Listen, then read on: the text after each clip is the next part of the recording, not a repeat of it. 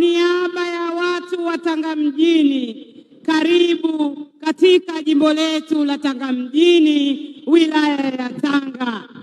Tanga inajulikana kwa mahaba, ukarimu na upendo kwa wageni wao. Ndio maana tunasema waja leo kuondoka majaliwa. Mheshimiwa Rais, tumefurahi sana kwa kuja kututembelea, lakini pia kuja kuongea na watu wa Tanga.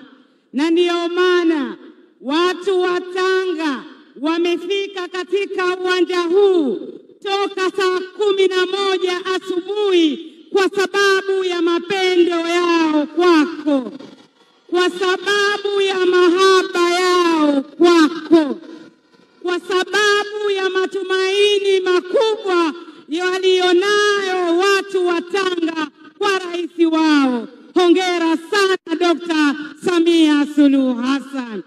Tanga inakupenda, Tanga inakuamini, Tanga tunakutegemea. Na nikipekee nikupongeze kwa kazi kubwa na nzuri unayoifanya ya kuijenga Tanzania na kuijenga Tanga yetu. Tanga ya Machi 2021, mara ya mwisho ulipofanya ziara ukiwa makamo wa rais, na Tanga ya Machi 2025 ni tofauti sana. Tanga ya sasa chini ya Dr. Samia Suluhu Hassan imepiga hatua kubwa sana za kimaendeleo. Mheshimiwa Rais, muda hautoshi kusema mambo yote makubwa uliyotufanyia watu wa Tanga mjini. Itoshe kusema wana Tanga mjini tunakushukuru na kukupongeza sana kwa kazi kubwa na nzuri unayoifanya.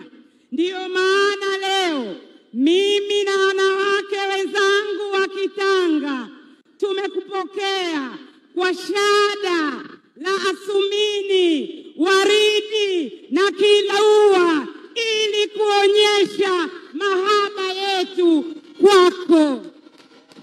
Kama haitoshi, Mheshimiwa Rais, nimemuona mwenyekiti wangu wa CCM wa wilaya, Meja mstaafu Hamisi Bakari Mkoba, naye kapiga kishada cha waridi, kilua na asumini kukusaluti kwa kazi kubwa na nzuri ulioifanya katika jimbo letu la Tanga mjini. Mheshimiwa Rais, mahaba yetu kwako ni makubwa sana.